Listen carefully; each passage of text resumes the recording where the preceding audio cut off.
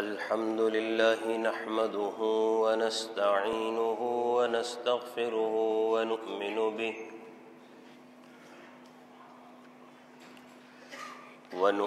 به ونتوكل عليه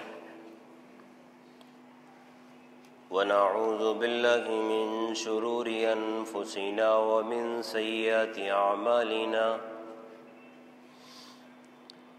من يهده الله فلا مضل له ومن يضلله فلا هادي له ونشهد أن لا إله إلا الله وحده لا شريك له ونشهد أن سيدنا ومولانا محمدا عبده ورسوله أما بعد فأعوذ بالله من الشيطان الرجيم بسم الله الرحمن الرحيم وَلَنَبْلُوَنَّكُمْ مِنَ الْجُوعِ وَالْخَوْفِ وَنَقْصٍ مِنَ الْأَمْوَالِ وَالْأَنفُسِ وَالثَّمَرَاتِ وَبَشِّرِ الصَّابِرِينَ وقال النبي صلى الله عليه وسلم أشد الناس بلاء الأنبياء ثم الأمثل فالأمثل أو كما قال عليه الصلاة والسلام صدق الله العظيم وصدق رسوله النبي الكريم ونحن على ذلك لمن الشاهدين والشاكرين والحمد لله رب العالمين.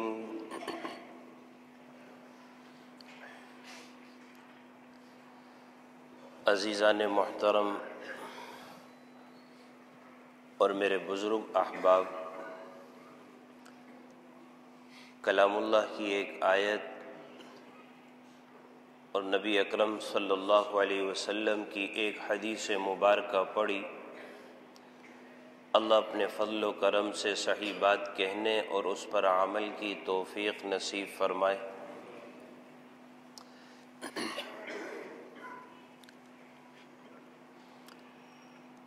آیت کریمہ میں اللہ تعالی جو بات ارشاد فرما رہے ہیں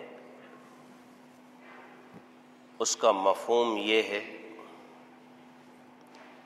کہ اللہ فرماتے ہیں کہ ہم تمہیں ضرور آزمائیں گے. کبھی تم پر خوف آئے گا، یہ بھی تمہارے اوپر آزمائش. کبھی تمہارے کو بھوک کے معاملے میں آزمائیں گے، اور کبھی تمہارا سرمایہ کم ہو جائے گا، تمہارا مال کم ہو جائے گا، یوں بھی تمہیں آزمائیں گے. کبھی تمہارے آپس کے رشتہ دار اور جان کے حوالے سے تمہیں آزمائیں گے، اور کبھی یہ تمہارا جو اناج، سبزی، غلہ، پھل وغیرہ ہیں، کبھی اللہ کہتے ہیں کہ اس طرح میں تمہیں آزماؤں گا. کون کہہ رہا ہے؟ اللہ کہہ رہا ہے، اور وہ ہم سے بڑی محبت کرتا ہے. اور ہم بھی کہتے ہیں کہ یا اللہ ہم آپ کو مانتے ہیں،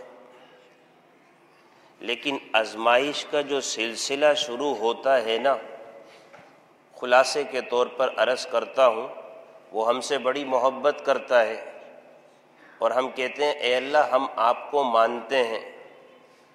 تو پھر یہ آزمائش جو شروع ہوتی ہے اللہ کو مان کر اس کی نہ ماننے کی صورت میں شروع ہوتی ہے. سمجھ رہے ہیں بات؟ اللہ محبت کرتا ہے، ہم کہتے ہیں اللہ آپ کو ہم مانتے ہیں. پھر آزمائش تو اللہ کو مان کر اس کی نہ ماننے کی وجہ سے آزمائش آتی. تو اللہ کہہ رہا ہے تو پھر ہم تمہیں آزمائیں گے.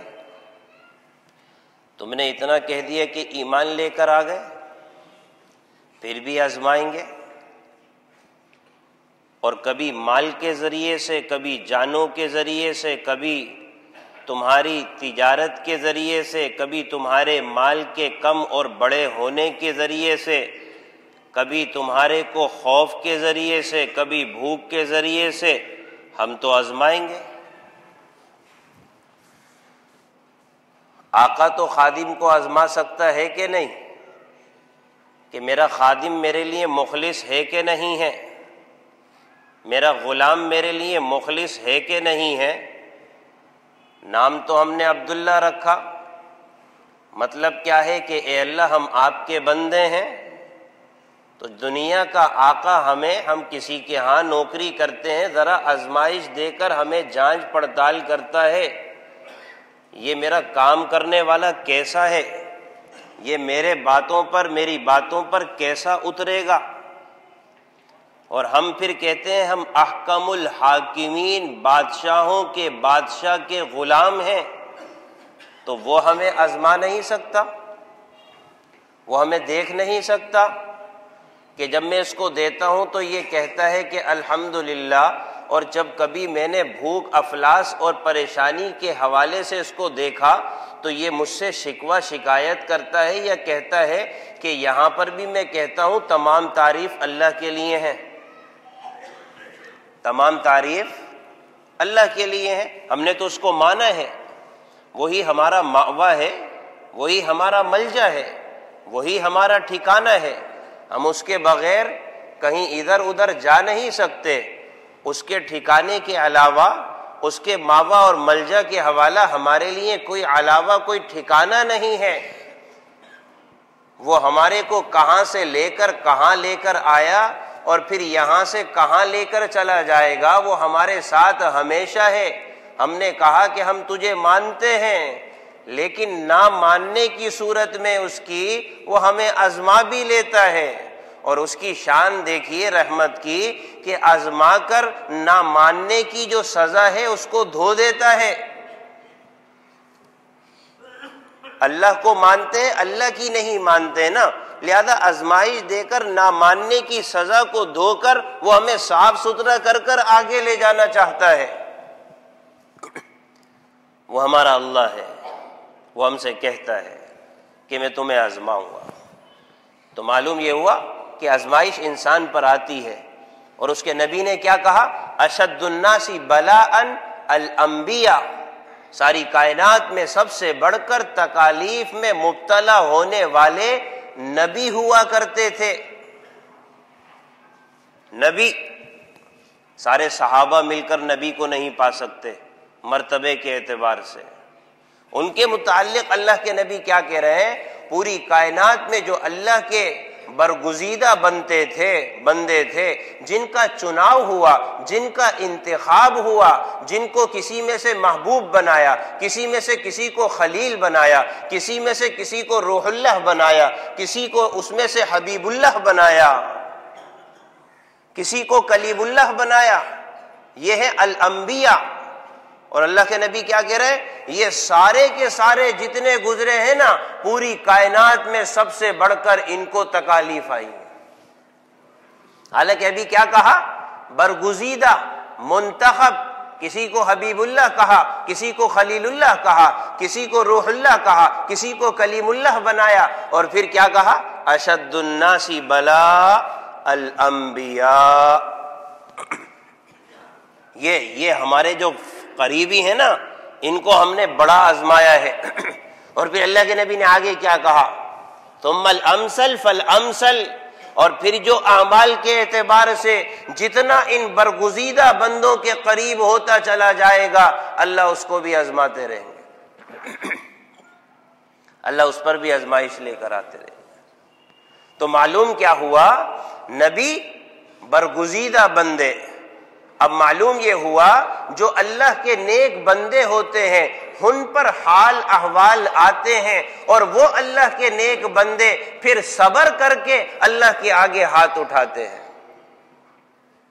اس لیے کہ نبی برگزیدہ بندے، نبی نیک بندے، اور جو اللہ کے نیک بندے ہوئے ان پر حال احوال آئے، یہ نبی قائم ہو گئے، ان پر حال احوال آئے۔ اور نبیوں کا کام کیا تھا؟ ربی انی مسنی الضر وانت ارحم الراحمین، باری تعالی تکلیف پہنچ گئی لیکن آپ سب سے بڑھ کر رحم کرنے والے ہیں.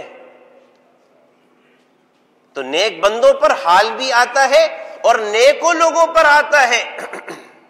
نیک لوگوں پر حال احوال آتے ہیں. جو اللہ کے نافرمان ہوتے ہیں ان کو تو ڈھیل ملتی ہے. یاد رکھنے کی بات ہے, ان کو تو ڈھیل ملتی ہے. اور اللہ کہتا ہے میں رب ہوں, میری تقدیر پر چوں چرا کرنے کی اجازت نہیں ہے. میں رب ہوں, میری تقدیر پر چوں چرا کرنے کی اجازت نہیں ہے. جو میرے نافرمان ہیں وہ میرا کتنا کھا لیں گے, دنیا میں کھائیں گے, آخرت میں ان کو کچھ نصیب نہیں ہوگا.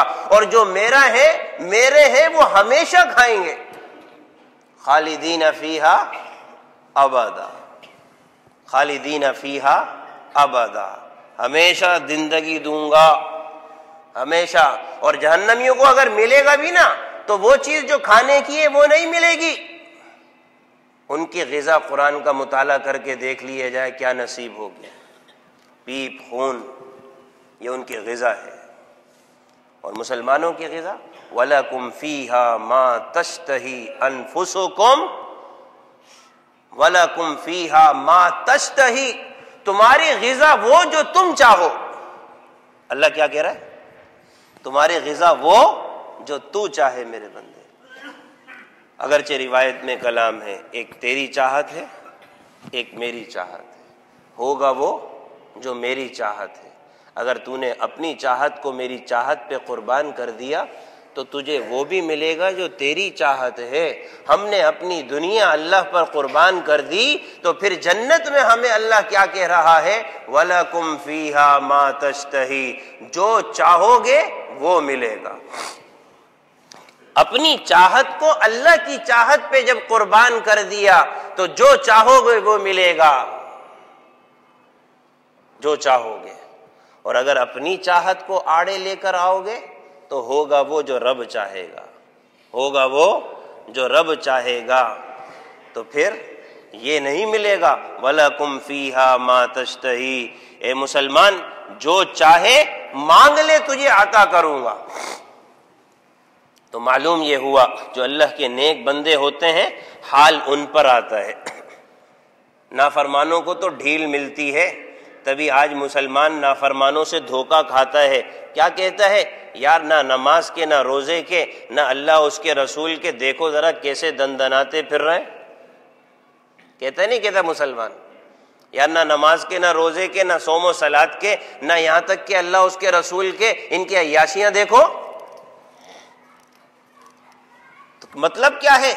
اللہ کے جو نافرمان ہیں نا, اللہ کہتا ہے یہیں ان کا حساب کتاب پورا کرو, یہیں فارغ کرو. اور جہاں تک کہ دینے کی بات ہے, اللہ کہتا ہے ہم کھلاتے سب کو ہیں, کھلاتے سب کو ہیں, سب کو ہیں. اللہ لطیف بعبادہ, اللہ لطیف بعبادہ, اللہ اپنے سب بندوں پر مہربان ہے. لہذا کافر بھی کھائے گا, مسلمان بھی کھائے گا, لیکن اللہ کافر کو یہیں کھلاتا ہے, مسلمان کو یہاں بھی کھلاتا ہے اور آخرت میں بھی کھلاتا ہے. تو آدمی خود سوچ لے فائدے والا کون شخص ہے؟ فائدے والا وہ شخص ہے جو ہمیشہ خوش باش رہے, ہمیشہ فانی زندگی ہو اس میں بھی خوشیاں نصیب ہو جائیں, اور جو دائمی زندگی ہو جس کو فنا نہیں ہے اس میں بھی خوشی نصیب ہو جائے. تبھی جب کل قیامت کے دن اللہ تعالی اس موت کو لے کر آئیں گے اور اس کو بھی ذبح کر دیا جائے گا, اور جب ہمیشہ ابدی جہنم میں یہ کافر جائے گا تو کہے گا یا لیتنی کنت ترابا, کاش کہ میں مٹی ہو کر, کاش کہ مٹی ہو جاتا, فنا ہو جاتا, یا لیتنی کنت ترابا. لیکن وہاں پر اس موت کو بھی اللہ موت دے دے گا, اس موت کو بھی موت دے دے گا. اور جو مسلمان ہوگا بہرحال جنت میں جا کر رہے گا. وَلَكُمْ فِيهَا مَا تَشْتَهِي, اللہ کہے گا دنیا میں بھی تجھے کھلایا, یہاں پر بھی کھاتا رہے, اور تیرا کھانا تیری منشا اور تیری مرضی کے مطابق ہوگا، جو چاہے کھا۔ وَلَكُمْ فِيهَا مَا تَشْتَهُونَ۔ معلوم یہ ہوا، اصل بات کو لے کے چلتے ہیں، معلوم یہ ہوا جو اللہ کے نیک بندے ہیں ان پر حال بھی آتا ہے، اور وہ اللہ کے نیک بندے ہیں اللہ کے آگے پھر دعا بھی کرتے ہیں، اور نیکوں پر حال آتا ہے، نیکوں پر حال آتا ہے جو اللہ تعالیٰ کے قریبی ہوتے ہیں ان پر حال بھی آتا ہے، اور پھر وہ صبر بھی کرتے ہیں، اور پھر وہ اللہ کی بارگاہ میں دعا بھی کرتے ہیں۔ اور پھر یہ حال، یہ تکلیف، یہ پریشانی، یہ مصیبت دو طرح کی ہے۔ انسان پر حال آیا، مصیبت آئی، تکلیف آئی، گھریلو اعتبار سے، تجارت کے حوالے سے، معاملات کے حوالے سے، رشتہ داری کے حوالے سے، بھوک کے حوالے سے، خوف کے حوالے سے، غلے کے حوالے سے تکلیف آئی۔ اب اس مسلمان کا حال یہ ہے، اس مسلمان کا حال یہ ہے، ان تمام تکالیف کے آنے پر اللہ سے شکوہ نہیں کر رہا، اللہ سے شکایت نہیں کر رہا، اللہ سے ناراضگی کا اظہار نہیں کر رہا، اللہ کے ساتھ خفا نہیں ہو رہا، کہتا ہے کہ بہرحال میرے رب نے مجھ پر یہ حال بھیجا ہے، اور ایسے میں کر کیا رہا ہے؟ صبر کے ساتھ ساتھ دعا کر رہا ہے۔ ایک تو یہ حال ہے، اور دوسرا کسی پر تکلیف آئی، حالات آئے، تجارت ساری کی ساری بھسم ہو گئی، مال خراب ہو گیا، نفس کے معاملات آ گئے، بھوک کے معاملات آ گئے، غلے کے معاملات آ گئے، پریشانی آئی۔ اب کرتا کیا ہے؟ شکوہ، شکایت، تقدیر سے راضی نہ ہونا۔ پہلے 4 پڑھتا تھا تو کہتا ہے پڑھنے کا فائدہ کیا، سر جھکانے کا فائدہ کیا، سر جھکانے کا فائدہ کیا، سر جھکا رہا ہوں تو مجھے میری مرضی کے مطابق ملنا چاہیے، لہذا حالات آئے تو نماز غائب، حالات آئے اللہ کا ذکر غائب، اللہ کی طرف رجوع غائب، اللہ کی طرف جناب والا توجہ غائب ہونے کے ساتھ ساتھ اللہ سے الٹا شکوہ اور شکایت، شکوہ اور یہ شکایت۔ یہ 2 قسم کے انسان پر حالات آتے ہیں، 2 قسم کی پریشانیاں آتی ہیں۔ فرماتے ہیں کہ پہلی جو حالت آئی ہے جس میں اللہ کی طرف رجوع کر رہا ہے، حال آیا تو اور اللہ کی طرف رجوع کرنے لگ گیا، پریشانی آئی تو اپنی عبادت میں اضافہ کر دیا، اللہ سے سودا گیری نہیں کر رہا کہ نماز پڑھتا تھا تو روٹی روزی دو، لہذا روٹی روزی بند ہو گئی تو نماز بھی بند ہو گئی، نہیں، بلکہ اور اپنے آپ کو کہہ رہا ہے باری تعالیٰ جیسا آپ کا حق تھا وہ ادا نہ کر سکا، قصوروار میں ہی ہوں، آپ قصوروار نہیں ہیں، اللہ غلطی نہیں کرتا، اللہ غلطی نہیں کرتا، وہ غلطی سے اور خطا سے پاک ہے، باری تعالیٰ کمی مجھ میں ہی ہے، میں اور آپ کو راضی کرنے کی کوشش کرتا ہوں۔ تو فرماتے ہیں کہ یہ معاملہ پھر اس کے لیے اللہ کی طرف سے رحمت ہے، یہ اللہ کی طرف سے۔ پتہ کیسے چلے گا؟ دونوں مصیبت اس کو بھی آ رہی ہے، اس کو بھی آ رہی ہے، لیکن جب اس پر حالات آئے تو اللہ کی طرف اور رجوع کر رہا ہے، اللہ کو راضی کرنے کی کوشش کر رہا ہے، تو سمجھ لو اس کے اوپر جو حال آیا ہے یہ اس کے درجات کو بلند کرنے کے لیے آیا ہے اور اس کے ثواب کو بڑھانے کے لیے آیا ہے۔ یہ اللہ کی طرف سے جو آیا ہے اس پر حال، یہ در حقیقت اللہ کی محبت کی علامت ہے، یہ اللہ کی محبت کی علامت ہے۔ اور جس کے اوپر حال آیا، جو شکوہ شکایت کر رہا ہے، وہ اللہ سے دوری کی علامت ہے، اللہ کے عذاب کی ایک صورت ہے۔ اللہ عذاب ہر طرح سے دینے پر قادر ہے، ہر طرح سے دینے پر قادر ہے۔ اور جس پر حال آیا اس نے اپنی نماز نہیں چھوڑی اور اپنے اعمال کو بڑھا دیا، اللہ کی طرف رجوع بڑھا دیا، اللہ کی طرف رجوع بڑھا دیا۔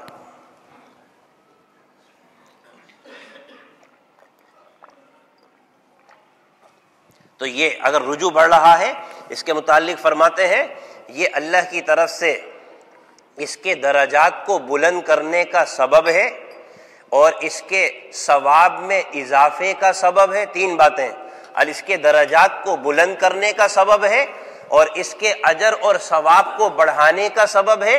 تیسری بات، اللہ کی محبت کی علامت ہے، اللہ کی محبت کی علامت ہے۔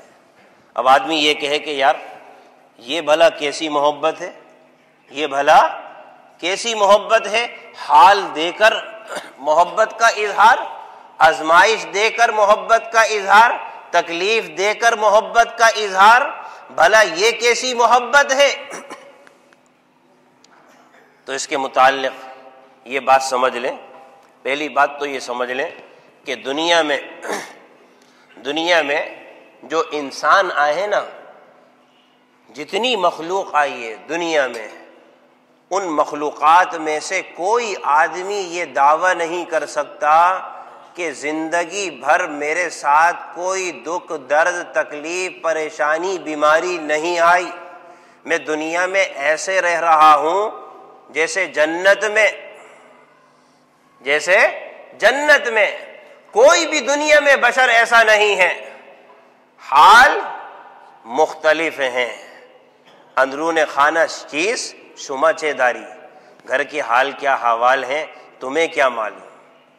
ظاہر میں تو آدمی وضع قطع پوشاک پہن کے باہر نکلتا ہے، لیکن گھر کے حال گھر والے سے بڑھ کر اور کوئی نہیں جانتا۔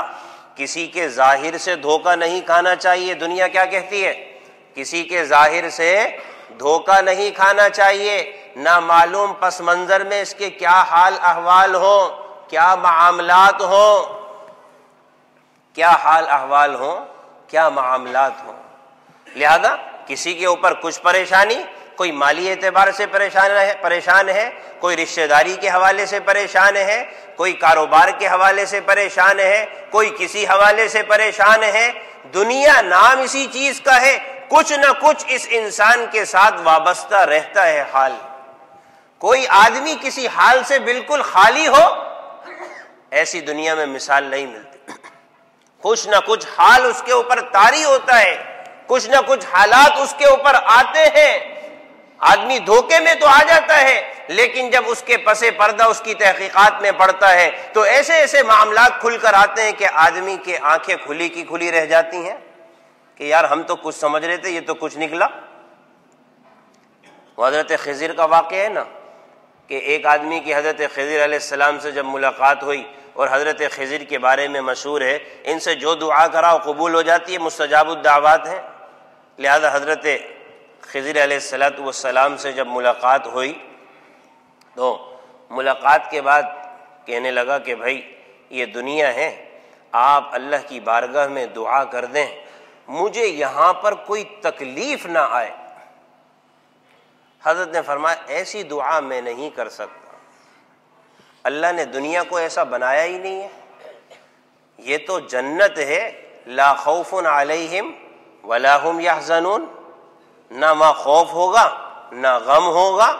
اللہ نے دنیا کو ایسا بنایا ہی نہیں ہے، یہ میں تمہارے لیے دعا نہیں کر سکتا۔ تمہاری نظر میں کوئی آسودہ بندہ ہے جو آسودگی کی زندگی بڑی گزار رہا ہو، خوشحال ہو، تم علاقے میں دیکھ لو، کوئی تمہیں ایسا فرد نظر آئے تو مجھ سے آ کر یوں کہہ دینا اے خضر اس کی طرح سے ہو جانے کی دعا اللہ کی بارگاہ میں کر دیں، یہ تو میرے بس میں ہے۔ لیکن تم یہ کہو کہ دنیا میں کوئی تکلیف ہی نہیں آئے، اللہ نے دنیا کو ایسا بنایا نہیں۔ اللہ کے رسول نے دنیا کے متعلق کیا کہا؟ الدنیا سجن المؤمن وجنت الکافر، یہ دنیا مومن کے لیے قید خانہ ہے اور کافر کے لیے جنت ہے۔ تم اللہ کو مانتے ہو اور تم پھر کہہ رہے ہو کہ یہاں پر جنت والا معاملہ ہو جائے، یہ ہو ہی نہیں سکتا۔ اللہ کے رسول کہہ رہا ہے الدنیا سجن المؤمن، یہ دنیا مومن کے لیے قید خانہ ہے۔ قید خانے کے حال احوال کیا ہوتے ہیں آدمی قیدی سے پوچھے، کبھی وہ قید خانے کو جنت نہیں کہتا۔ لہذا فرمایا لے کہ یہ دعا نہیں کر سکتا، کسی کو انتخاب کر لو اس کی دعا کر لوں گا۔ چنانچہ انتخاب کے لیے افراد کا تلاش کرتا ہے تو ایک جوہری ملتا ہے، زرگر جوہری سنار، دیکھتا ہے کہ بھئی بڑے حال احوال اچھے ہیں، جاؤ حشم ہے، نوکر ہیں، چاکر ہیں، دکان ہے، کاروبار ہے، اسی طرح سے بڑا بنگلہ محل ہے، اور خوشباش ہے، نوجوان، بڑی خوبصورت اولاد ہے جو کہ پھرتی چلتی نظر آ رہی ہے، کہتا ہے کہ یہ آدمی مجھے مناسب لگ رہا ہے، یہ آدمی مجھے مناسب لگ رہا ہے۔ چنانچہ اس کے بعد جاتا ہے اور اپنے معاملات کا ذکر اس کے سامنے کرتا ہے۔ تو وہ بات کیا کہتا ہے کہ بھائی دیکھو، تم خضر سے میرے ہونے کی دعا نہ کروانا، میرے جیسے ہونے کی دعا نہ کروانا، اور اپنی زوجہ کی اخلاق کی وہ عبرتناک داستان سناتا ہے کہ آدمی کان پر ہاتھ رکھ لے، اور پھر نتیجتاً کہتا ہے کہ یہ جو نوجوان نسل نظر آ رہی ہے تمہیں میرے آنگن میں کھیلتی ہوئی، یہ میری نہیں ہے، یہ میری نہیں ہے، لہذا مجھ جیسا ہونے کی کوشش نہ کرنا۔ اب جب اتنا بڑا اس کا انتخاب کیا جستجو کے بعد تو عقل ٹھکانے پر آ گئی۔ اب ڈھونڈتا ڈھونڈتا حضرت خضر کے پاس پہنچا اور کہا کہ حضرت نہیں، جیسا ہوں ویسا ہی بہتر ہے، جیسا ہوں ویسا ہی بہتر ہے۔ آپ کے کہنے کے مطابق میں نے پورا علاقہ تلاش کیا، ایک آدمی مجھے انتہائی خوش و خرم نظر آیا، اور اس سے جا کر جب میں نے اس کے پس منظر کو سنا تو کانوں پر ہاتھ رکھ لیا، عقل ٹھکانے پر آ گئی، اب تو میں جیسا ہوں خوش ہوں اللہ کی طرف سے۔ پھر حضرت نے بھی محروم نہیں فرمایا، حضرت نے فرمایا کہ میں اللہ کی بارگاہ میں تیرے حق میں ایک دعا کرتا چلا جاتا ہوں کہ اللہ تجھے عافیت نصیب فرمائے، اللہ تجھے عافیت۔ اور عافیت، اللہ کے نبی نے فرمایا عافیت کی دعا مانگو، عافیت کی دعا مانگو، اس میں سب کچھ آ جاتا ہے، سب کچھ آ جاتا ہے۔ اور وہ حضرت خضر اس کو دے کر گئے، جن کے متعلق نا مستجاب الدعوات، انہوں نے دعاؤں کا خلاصہ بتا دیا کہ تم کیا کیا اللہ سے مانگو گے تھک جاؤ گے۔ تمہیں ایک ایسی چیز کی تلقین کرتا ہوں اور تیرے حق میں کرتا ہوں کہ اللہ سے عافیت کا سوال کر۔ اللہم انی اسألک العفو والعافیہ والمعافاة الدائمہ فی الدین والدنیا والآخرہ۔ اللہ سے اس دعا کے مانگنے کا آدمی اہتمام کرے۔ تو پہلی بات تو یہ ہے کہ اس دنیا میں کوئی بھی انسان یہ دعویٰ نہیں کر سکتا کہ میرے اوپر کبھی کوئی حال آیا ہی نہیں ہے کسی بھی جہت سے۔ بس اتنی بات ہے کہ افراد کے مرتبے اور درجے کے اعتبار سے یہ تکالیف مختلف ہوتی رہتی ہیں۔ اشد الناس بلاء الانبیاء ثم الامثل فالامثل۔ اذا احب اللہ عبدا صب البلاء صبا۔ اللہ کے نبی کیا فرما رہے؟ اذا احب اللہ عبدا صب البلاء صبا۔ جب اللہ کسی سے محبت کرتا ہے نا تو مصیبتیں ایسی اس کے اوپر آ جاتی ہیں جیسے بارش برستی ہے، جیسے بارش برستی ہے۔ اور پھر پہلی بات تو یہ ہے کہ ہر ایک خالی نہیں ہے، دوسری بات یہ ہے پھر آنے والے حالات درجہ بدرجہ ہیں، درجہ بدرجہ۔ نبی سے نیچے صحابہ، صحابہ سے نیچے تابعین، تبع تابعین، اللہ کے نیک بندے صلحاء۔ تکالیف مختلف ہوتی رہتی ہیں لیکن تکلیف سے کوئی خالی نہیں ہے۔ ارے نبی خالی نہیں ہے تو نبی کے بعد جو بشر ہے وہ کیسے خالی ہو سکتا ہے؟ نبی کے بعد جو افضل ترین انسانیت ہے وہ صحابہ کا مجمع ہے، وہ خالی نہیں ہوا۔ عمار بن یاسر دو ٹکڑے، ایک گھوڑا ادھر بھگا دیا گیا، ایک گھوڑا ان کی والدہ کے متعلق غالب ایک ادھر بھگا دیا گیا، یہ صحابہ۔ حضرت بلال لٹا دیا گیا اور بڑی سی چٹان سینے پر رکھ دی گئی اور مارا جا رہا ہے۔ کہا کہ اللہ کے ساتھ وحدانیت کا جو تو نے اقرار کیا ہے نا اس سے پھر جا، لیکن پھر بھی کہتے تھے احد، مانوں گا صرف ایک اللہ کو، احد احد احد۔ تکالیف انبیاء کے بعد جو صحابہ وہ بھی تکلیف میں مبتلا، تو پھر بات کا بشر کیسے خالی ہو سکتا ہے؟ حضرت ابراہیم لقب دیا گیا خلیل اللہ، خلیل اللہ۔ حکم کیا ہو رہا ہے؟ بیٹے کو ذبح کر دو۔ کام کیا جا رہا ہے کہ 1 مہینے تک آگ کو جلا کر دہکا کر پرندہ اوپر سے جائے تو گر کر جل کر خاکستر ہو جائے۔ ابراہیم کو اس میں ڈال دیا گیا، بیوی اور بچے کو اٹھاؤ، تنے تنہا بیابان مکہ کے علاقے میں چھوڑو اور یہاں سے ہجرت کر کے آگے چلے جاؤ۔ نام کیا رکھا گیا؟ خلیل اللہ۔ نام خلیل اللہ۔ حضرت ایوب علیہ السلام، تکالیف کو اٹھا کر دیکھا جائے آدمی حیران اور دنگ ہو جائے، یہاں تک کہ بستیوں والوں نے بیماری کی بنیاد پر لا کر، بعض لوگوں نے کہا جہاں گھر کا فضلہ ڈالا جاتا ہے، گھر کا فاضل سامان ڈالا جاتا ہے، وہاں لا کر ڈال دیا۔ تکالیف مختلف، حالات مختلف، لیکن اب اصل بات یہ ہے کہ پھر اللہ تعالیٰ جب محبت کر رہا ہے، جیسا کہ ابھی کہا، جس کے اوپر حال احوال آئے اور وہ اللہ کی طرف رجوع کرے تو سمجھ لو کہ اس کے اجر بھی بڑھ رہا ہے، اس کے درجات بھی بڑھ رہے ہیں اور اللہ اس سے محبت کر رہا ہے۔ یہ محبت کی علامت ہے۔ تو 2 باتیں بیچ میں بیان کی ہیں اس سے قبل، اس کے جواب سے قبل، کہ ایک تو حالات سب پر آئیں گے، دوسرا درجہ بدرجہ آئیں گے۔ اب محبت کا کیا تقاضا ہے حالات کے آنے پر، تکلیف پہ آنے پر؟ یہ بھلا کون سی محبت کی علامت ہے؟ فرماتے ہیں کہ ایک مثال ذرا سمجھ لی جائے اسی کے جواب کے حوالے سے۔ آدمی کسی تکلیف میں مبتلا ہو جاتا ہے، کسی تکلیف میں، انگلی میں کوئی زخم ہو گیا، انگلی میں کوئی زخم ہو گیا، کس کے پاس جاتا ہے؟ طبیب کے پاس جاتا ہے، ڈاکٹر کے پاس جاتا ہے۔ ڈاکٹر کو اپنا مسیحا سمجھتا ہے، خیر خواہ سمجھتا ہے، تبھی تو اپنے آپ کو اس کے حوالے کر دیتا ہے، یہاں تک کہ کہتا ہے کہ پیسہ لے لو، وقت بھی لے لو اور جو کچھ چاہیے لے لو، لیکن یہ گلی سڑی اگر میری انگلی ہے، اس کو نہیں کاٹو گے تو پورا ہاتھ متاثر ہو جائے گا، لہذا خدا کے لیے ادھر ادھر سے واسطے دے کر کہتا ہے اس کو کاٹ کر ختم کر دو، تاکہ یہ زخم ہے اس میں نشتر لگا دو، اس زخم میں نشتر لگا دو، اس زخم کو دور کرنے کے لیے پھایا چیرا جو کچھ کرنا ہے کر لو، تاکہ یہ زخم بڑھے نہیں، ورنہ تو پھر ایسا ہوگا پورا کا پورا ہاتھ زخمی نہ ہو جائے، اور جس کو کہا جاتا ہے کہ اس کے اثرات، اس کے جراثیم پورے ہاتھ میں نہ پھیل جائے تو کیا راضی ہے؟ نشتر لگا دو، تکلیف ہوگی تو برداشت کروں گا، دینا ہوگا تو کچھ برداشت کروں گا، اس پر میرا باپ بھی راضی ہے، میری ماں بھی راضی ہے، میرے گھر والے اہل و عیال سب راضی ہیں، یہاں تک کہ اس کام کے کرانے میں ادھر ادھر کے اثر رسوخ استعمال کرتا ہے، اس کے آگے کہتا ہے میں آپ کو خیر خواہ سمجھتا ہوں، اس میں نشتر لگاؤ۔ وجہ کیا ہے؟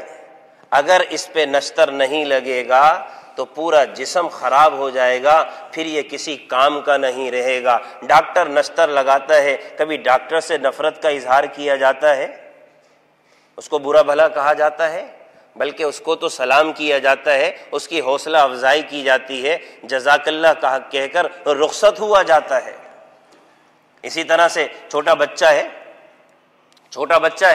چھوٹے بچے کو جب ماں نہلا رہی ہوتی ہے، ایک عام آدمی جو کہ یوں سمجھ لیں غیر شادی شدہ ہے، وہ ماں کو جب بچے کو نہلاتے ہوئے دیکھے گا تو اس کے دماغ میں یہ آئے گا یہ بچے کے ساتھ ظلم ہو رہا ہے، اس لیے کہ بچہ جو چیخو پکار کر رہا ہوگا، لیکن ماں کہتی ہے نہیں، نہلانا ضروری ہے، اس لیے کہ جسم پر میل کچیل ہے، اگر صفائی نہیں ہوگی تو یہ گندگی پھیلتی چلی جائے گی، یہ بیمار پڑ جائے گا۔ بچہ ایسے روتا ہے، ایسے بلک بلک کر روتا ہے جیسا کہ کسی علاقے میں کسی بچے پر ظلم ہونے کی داستان ہم سنتے ہیں نا، پورا گھر اس نے سر پر اٹھا رکھا ہوتا ہے معصوم بچے نے، لیکن ہر ایک خاموش ہوتا ہے، کہا جاتا ہے بچے کے ساتھ صحیح ہو رہا ہے، اس لیے کہ اگر یہ گندگی صاف نہ کی گئی، جسم کو صاف نہیں کیا گیا تو یہ بچہ کسی بڑی بیماری میں، بڑی تکلیف میں مبتلا ہو جائے گا، ایسا نہ ہو کہ جسم نکارا نہ ہو جائے۔ کبھی ماں کو برا بھلا نہیں کہا جاتا۔ چھوٹے بچے کو لے لیا جائے، جب معصوم ہوتا ہے، اسکول بھیج رہے ہوتے ہیں، روزانہ جانے سے پہلے روئے گا، کھانا نہیں کھائے گا، ماں آگے پیچھے پھرتی رہے گی، جب گاڑی میں پہنچائے گی تب بھی رو رہا ہے، گاڑی سے اتر رہا ہے تب بھی رو رہا ہے، مدرسے میں اسکول میں جا رہا ہے پھر بھی رو رہا ہے، مس اس کے آگے پیچھے، استاد آگے پیچھے رہ رہے ہیں اور اس کو جناب والا تسلیاں دے رہے ہیں۔ ظاہر میں دیکھا جائے ماں نے اپنے لخت جگر کو اپنے سے دور کر دیا نہیں، ہر ایک سمجھتا ہے ابھی اس وقت کی دوری، ابھی اس وقت کی سختی، ابھی اس کے ساتھ یہ حالات معاملات ظاہر کے اعتبار سے بچہ سمجھتا ہے میرے ماں باپ مجھ سے محبت نہیں کر رہے، تبھی تو مجھ سے دور کر رہے ہیں۔ وسوسے ڈالتا ہے شیطان، طالب علموں سے پوچھا جائے، وسوسے ڈالتا ہے کہ یار کیا ضرورت پڑی ہے، ہم گھر میں رہیں گے نا۔ ماں باپ کہتے ہیں نہیں، گھر سے باہر نکلو، پڑھو۔ بچے کے ذہن میں آپ تو صبح سے شام تک گھر میں رہتے ہیں، ہمیں کیوں گھر سے باہر نکالنا ہے؟ بیٹا ہم نے پڑھ کے فراغت کر لی ہے، اب تمہارے پڑھنے کا زمانہ ہے۔ بچوں کو سمجھاتے نہیں سمجھاتے، دماغ میں شیطان وسوسہ ڈالتا ہے ماں باپ میرے دشمن ہیں، روزانہ صبح اٹھا کے گھر سے چلتا کر دیتے ہیں، 2 بجے واپسی ہو رہی ہے، اور پھر وہاں سے آیا ٹیوشن بھیج دیا، وہاں سے آیا پھر کام میں لگا دیا، اور خود دیکھو جناب والا ایسے بیٹھے ہوئے۔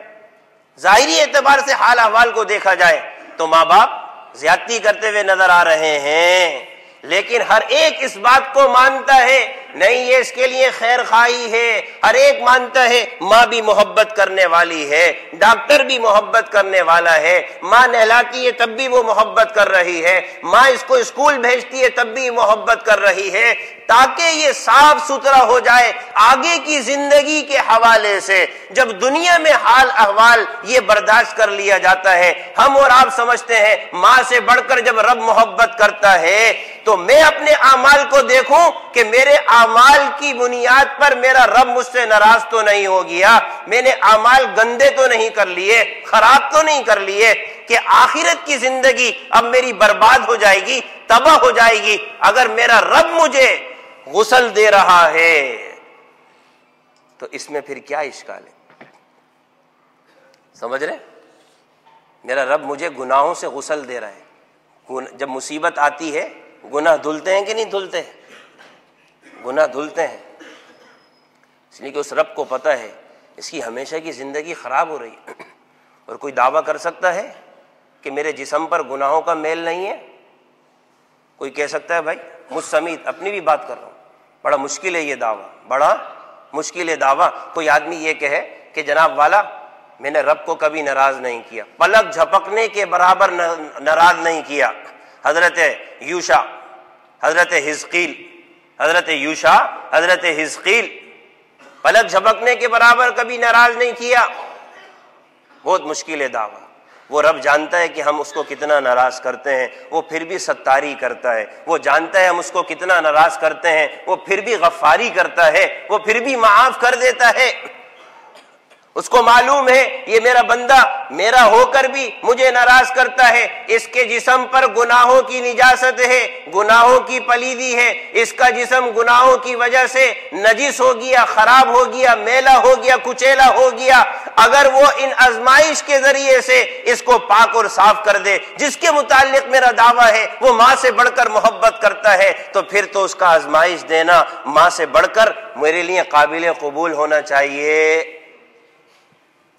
جواب سمجھ میں آیا بھائی؟ کہ بات وہاں سے نکلی تھی کہ بھلا یہ حالات آنے کے بعد آپ نے یہ کہا کہ جناب والا یہ انسان پر جو حالات آتے ہیں، یہ مصیبتیں آتی ہیں، یہ تکلیفیں آتی ہیں، یہ اعمال، یہ اجر کو بڑھانے کا سبب، درجات کو بڑھانے کا سبب، اللہ کی محبت کی علامت، اللہ کی محبت کی علامت، محبت کی علامت قرار دیا۔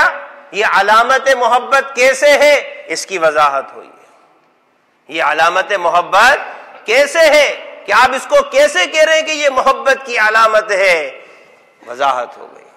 ہاں واقعتاً جب ہم پر کوئی حال آ رہا ہے، ہم پر کوئی آزمائش آ رہی ہے، ہم پر کوئی تکلیف آ رہی ہے، ہاں ہمارا رب ہمارے درجات کو بلند کرنا چاہتا ہے، ہمارے درجات کو بلند کرنا چاہتا ہے اور ہمارے لیے اجر اور ثواب کو بڑھانا چاہتا ہے۔ وہ ہمارا رب ہم سے محبت کا اظہار کر رہا ہے۔ اور کبھی کبھار ہر آنے والی تکلیف ایسا بھی نہیں ہے کہ گناہوں کو صاف کرنے کی وجہ سے آئے، ہر آنے والی تکلیف ایسا بھی نہیں ہے۔ انبیاءوں پر بھی تو تکلیفیں آئی ہیں، درجات بلند، درجات بلند۔ بس اوقات دنیا میں اللہ تعالی نے کسی بندے کے حق میں کوئی درجہ لکھ دیا ہے آخرت کے حوالے سے، لیکن اعمال کمزور، اعمال کمزور۔ روایت میں آتا ہے نبی اکرم صلی اللہ علیہ وسلم نے ارشاد فرمایا، جس کا مفہوم یہ ہے کہ آدمی اپنے اعلیٰ اخلاق کی وجہ سے دنیا اور آخرت کے اعلیٰ درجات پا لیتا ہے، حالانکہ وہ اعمال میں، عبادت میں کمزور ہے، حالانکہ وہ اعمال میں، عبادت میں کمزور ہے۔ دیگر ذرائع کے ذریعے سے جو درجات اس کے لیے اللہ نے متعین کیے ہیں وہ نصیب ہوتے رہتے ہیں، اعلیٰ اخلاق ہیں۔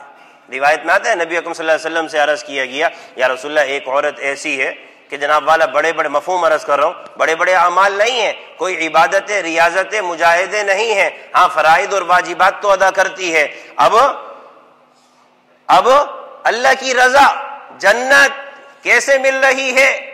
حسن اخلاق، اچھا کردار، پڑوسی کے ساتھ اچھے معاملات، تو یہ چیزیں بھی ذریعہ اور سبب بنتی ہیں انسان کے درجات کو بلند کرنے کے لیے، انسان کے درجات کو بلند کرنے کے لیے۔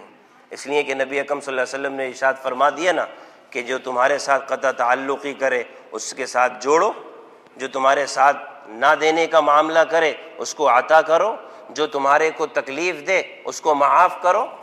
یہ کیا ہے؟ بہترین اخلاق ہے، جنت کا مختصر عمل ہے۔ یہ دیگر ذرائع انسان کو درجات دے سکتے ہیں۔ اسی طرح سے فرمایا آزمائش اور تکالیف بھی انسان کے آخرت کے درجات کو بلند کرنے، یا جو درجہ اللہ نے مقرر کیا ہے وہ حاصل ہونے کا سبب بن جاتا ہے۔ اس لیے کہ ابھی تو کہا کہ بھئی یہ مثال تو آ گئی کہ گناہوں کے حوالے سے، ابھی یہ جواب تو آ گیا، اللہ محبت کر رہا ہے، تکلیف ہمارے لیے اللہ کی محبت کی علامت ہے۔ تو محبت کیسے ہے؟ ابھی بیان میں یہ کہا کہ جیسے بچہ جسم پر میل کچیل لگ گیا، ماں نے اس کو نہلایا، صاف ہو گیا، حالانکہ بچہ سمجھ رہا ہوتا ہے میرے اوپر بڑی تکلیف ہے، آزمائش ہے، چیخ رہا ہے، چلا رہا ہے، ماں پھر بھی نہلا رہی ہے۔ اسی طرح سے اللہ تعالیٰ کبھی کبھار انسان کو غسل دیتا ہے تکالیف کے ذریعے سے، وہ گناہ کی معصیت کا غسل کہلاتا ہے۔ اب انسان کے گناہ اگر نہیں ہیں، جیسا کہ حضرات انبیاء علیہ الصلوۃ والسلام یا کوئی انسان اللہ تعالیٰ نصیب فرمائے یہ کہے اور پھر اس پر حال آ رہا ہے، تو سمجھ لے اللہ کسی درجے کو پہنچانا چاہتا ہے، لیکن اعمال کے اعتبار سے کمزور ہے، اس درجے تک نہیں پہنچ سکتا، اس درجے تک نہیں پہنچ سکتا۔ اللہ اس چھوٹے سے عمل یا اس چھوٹی سی تکلیف، پریشانی پر اللہ وہ اجر اور ثواب عطا فرما رہے ہیں۔ حکیم الامت تھانوی رحمۃ اللہ علیہ نے لکھا ہے نا اپنے مواعظ میں یہ واقعہ کہ ایک آدمی جو دنیا سے جا رہا تھا، مسلمان تھا، دنیا سے جا رہا ہے، مسلمان ہے، اور آخر میں اس کا دل چاہ رہا ہے زیتون کا تیل پی لوں، لیکن فرشتوں کو حکم ہے کہ زیتون کا تیل گرا دیا جائے، گرا دیا گیا۔ وہ مسلمان اسی آس کو لیتے ہوئے دنیا سے رخصت ہو گیا۔ باری تعالیٰ فرشتے سوال کر رہے ہیں اس میں کیا حکمت ہے؟ اللہ عز و جل کہہ رہے ہیں کہ مرنے سے پہلے ہم نے اس کے اوپر حال بھیجا اور اس نے اس پر صبر کیا، آخرت میں ہم نے اس کے لیے ایک مقام مقرر کر رکھا تھا، لیکن اپنے اعمال کے کمزور ہونے کی وجہ سے اس مقام تک نہیں پہنچ رہا تھا، لہذا مرنے سے پہلے آزمائش میں مبتلا ہوا، صبر کیا، تو ہم صبر کرنے والے کو بغیر حساب کتاب کے دیتے ہیں، لہذا مستحق قرار پایا، لہذا مستحق قرار پایا۔ تو یہ آنے والے حالات اگر اس پر آدمی اللہ کی بارگاہ میں رجوع کر رہا ہے، اللہ کی طرف رجوع کر رہا ہے، تو سمجھ لیا جائے کہ یہ اللہ کی طرف سے نعمت ہیں، اللہ کی طرف سے رحمت ہیں، لیکن یہ رحمت قابل سوال نہیں ہے، یہ رحمت قابل سوال نہیں ہے۔ حضرت حاجی امداد اللہ مہاجر مکی رحمۃ اللہ علیہ اپنی مجلس میں یہی بیان کر رہے ہیں کہ بیماری بھی نعمت ہے اور صحت بھی نعمت ہے، بیماری بھی نعمت ہے، صحت بھی نعمت ہے۔ اب اتنے میں ایک آدمی آ کر سوال کر رہا ہے کہ حضرت میں بیمار ہوں، میرے لیے آپ اللہ کی بارگاہ میں دعا کر دیجئے۔ اب مریدین دیکھ رہے ہیں بیماری بھی نعمت ہے، صحت بھی نعمت ہے، شیخ صاحب کون سی دعا اللہ سے کریں گے؟ نعمت کی زوال کی دعا تو ہوتی نہیں ہے، نعمت کے زوال کی دعا ہوتی نہیں ہے۔ اگر یوں کہیں گے کہ یا اللہ اس کو صحت دے دے تو بیماری کی نعمت کے زوال کی دعا کر لی، بھلا یہ کیسے؟ حضرت نے فرمایا کہ یا اللہ یہ جو بیماری ہے نا یہ بھی ایک نعمت ہے، لیکن اس نعمت کا یہ متحمل نہیں ہو پا رہا، آپ اس کو صحت والی نعمت دے دیجیے۔ اللہ والوں کے دل و دماغ اللہ سے ایسے وابستہ اور ہم کلام رہتے ہیں کہ ایسے القاء ہو رہا ہے۔ کہا کہ یا اللہ یہ بھی نعمت، یہ بھی نعمت، یہ بندہ اس نعمت کا متحمل نہیں ہے، اور واقعتاً بہت سی نعمتیں ہم برداشت نہیں کر پاتے، بہت سی نعمتیں ہم برداشت نہیں کر پاتے۔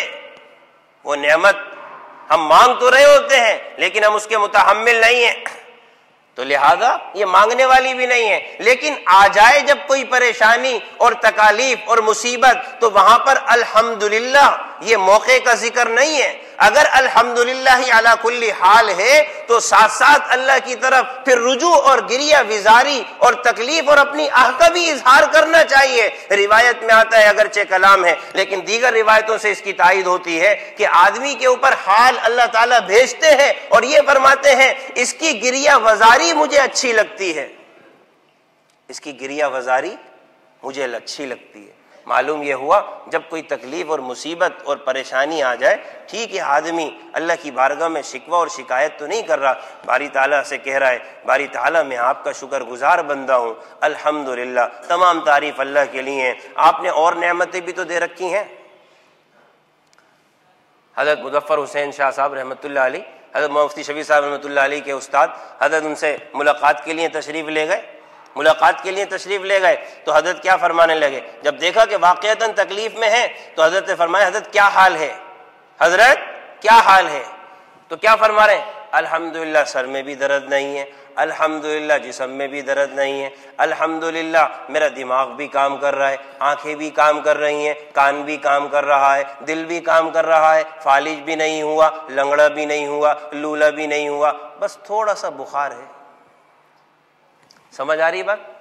بس تھوڑا سا بخار ہے، تھوڑا سا بخار ہے، اتنا کچھ اللہ نے دیا ہوا ہے، تو اس پر الحمدللہ علی کل حال، باری تعالیٰ تمام تعریف آپ کے لیے ہے۔ اور جہاں کہیں حال آ جائے تو اللہ کی بارگاہ میں تھوڑا سا مسکنت کا اظہار، عاجزی کا اظہار، گریہ وزاری کا اظہار، رونے دھونے کا اظہار اللہ کے سامنے ہے نا، اللہ اس کو پسند کرتا ہے، مخلوق کے سامنے نہیں، اللہ کے سامنے ہے، اللہ اس کو پسند کرتا ہے۔ ہاں اپنی بیماری کا اظہار مخلوق کے سامنے کرنا یہ ناشکری نہیں ہے۔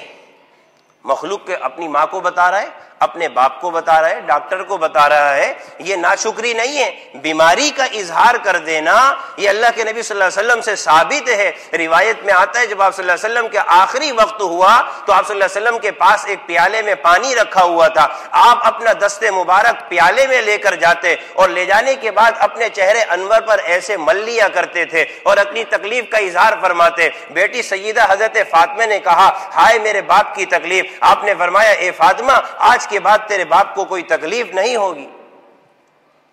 تو اظہار کر دینا قابل ملامت نہیں ہے، اظہار کیا جا سکتا ہے، لیکن اللہ سے شکوہ اور شکایت نہیں ہے۔ ہاں جہاں کہیں حال آ جائے تو صبر ہے اور پھر اللہ کے آگے دعا ہے، ربی انی مسنی الضر وانت ارحم الراحمین۔ باری تعالیٰ تکلیف تو پہنچ گئی لیکن آپ سب سے بڑھ کر رحم کرنے والے۔ اللہ سمجھ کے عمل کی توفیق نصیب فرمائے۔ وآخر دعوانا